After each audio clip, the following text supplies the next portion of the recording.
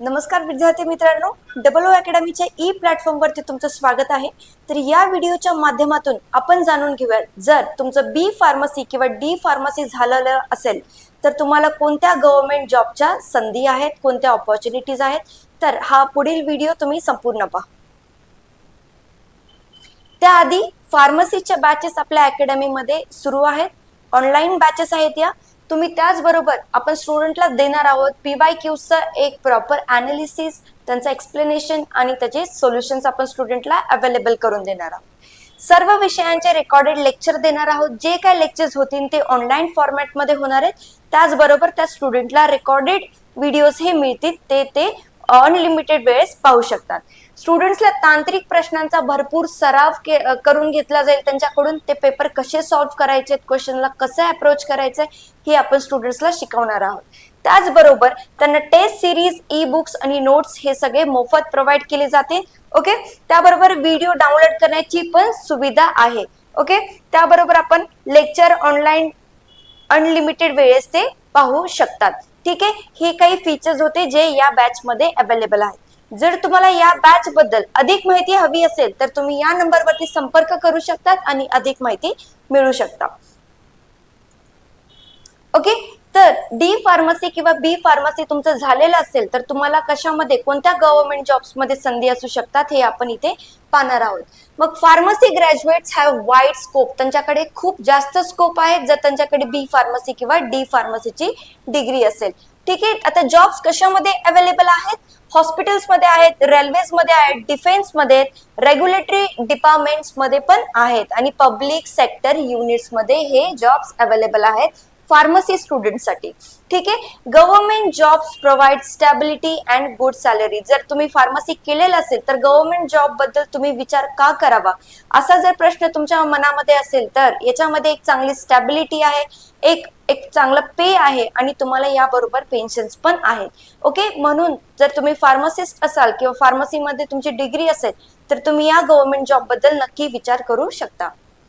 पुढे पाहतोय, आता बेसिक इलिजिबिलिटी काय आहे, कोणते तुमच्याकडे एक बेसिक इलिजिबिलिटी पाहिजे, ती आहे डी फार्मसीची डिग्री असायला पाहिजे किंवा बी फार्मसीची डिग्री तुमच्याकडे असणं आवश्यक आहे।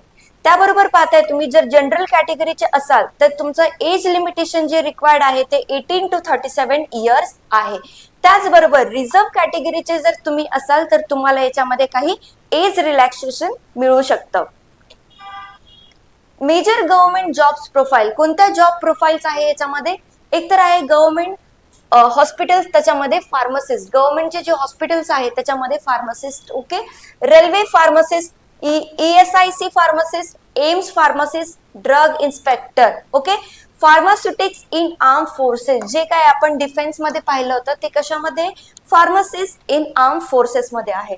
स्टेट हेल्थ डिपार्टमेंट्स आणि फार्मासिस्ट। ठीक आहे, PSU टीचिंग जॉब्स मध्ये पण तुम्हाला रोल आहे।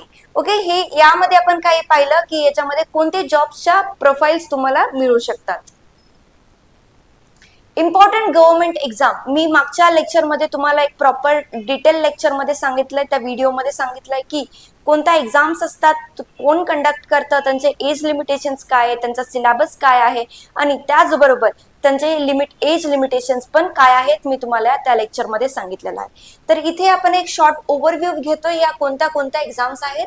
Exams commonly conducted by pharmacy jobs, AIIMS आहे, RRB आहे, SSC आहे, ESIC आहे, state public service commission exams आहेत, UPSC पण कंडक्ट करते for drug inspector exams. Okay, आणि NHM पण नॅशनल हेल्थ मिशन रिक्रुटमेंट्स पण होतात त्याच्यामध्ये। ठीक आहे, पुढे बघूयात आपण या एक्झामचा पॅटर्न कसा असतो। ठीक आहे, हे समजून घेणं गरजेचं आहे। ही जी एक्झाम असते ती मोस्टली CBT होते, कॉम्प्युटर बेस्ड टेस्ट, आणि त्यानंतर इंटरव्ह्यू होतो। पण काही एक्झाम्स मध्ये CBT नंतर रिटन टेस्ट पण घेतली जाऊ शकते आणि मग इंटरव्ह्यू घेतला जाऊ शकतो। जसं की इंटरव्ह्यूच्या आधी जी रिटन टेस्ट घेतली जाते ती ड्रग इन्स्पेक्टरला घेतली जाते। पण काही एक्झाम्स मध्ये फक्त ते CBT होते, ज्याच्यामध्ये सब्जेक्ट्स कोणते? फार्मास्युटिक्स आहे, pharmacology, pharmaceutical chemistry, pharmacognosy, hospital pharmacy, general knowledge आणि इंग्लिश आणि रिझनिंग। मी एका लेक्चर मध्ये डिटेल मध्ये हा हा सिलेबस तुमच्यासोबत डिस्कस केलेला आहे. जर तुम्हाला याच्याबद्दल अधिक माहिती हवी असेल तर तो जाऊन एकदा लेक्चर बघा. ठीक आहे. आणि काही एक्झाम्स मध्ये नेगेटिव्ह मार्किंग असते किंवा काही एक्झाम्स मध्ये नसते. ही एक्झाम स्पेसिफिक असणार आहे. सगळ्या एक्झाम्सला आपण नाही म्हणू शकत की नेगेटिव्ह मार्किंग नसेल. काही एक्झाम्स मध्ये असते नेगेटिव्ह मार्किंग. ठीक आहे. Job for D pharmacy students. D फार्मसीचे जर तुम्ही स्टुडंट्स असाल तर तुमच्यासाठी कोणते जॉब्स आहेत? गव्हर्नमेंट हॉस्पिटल फार्मासिस्ट आहे, ज्युनियर फार्मासिस्ट आहे, railway pharmacist, NHIM pharmacist, ESIC pharmacist. याच्यासाठी इलिजिबिलिटी काय होते? डी फार्मसी आणि रजिस्ट्रेशन तुमचं पाहिजे. आणि जी सॅलरी असू शकते ती आहे 20,000 to 45,000 पर मंथ सॅलरी आहे.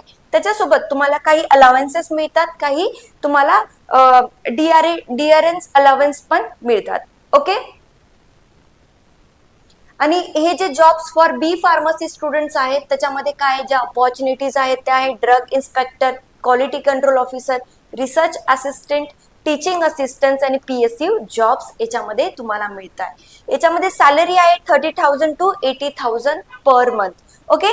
तर ह्या आपण व्हिडिओमध्ये बघितलंय की काही कोणत्या पोस्ट असू शकतात, कोणत्या एक्झाम्स असू शकतात, काय रोल प्ले करू शकतात ज्यांच्याकडे ऑलरेडी डी फार्मसी किंवा बी फार्मसीची डिग्री असेल.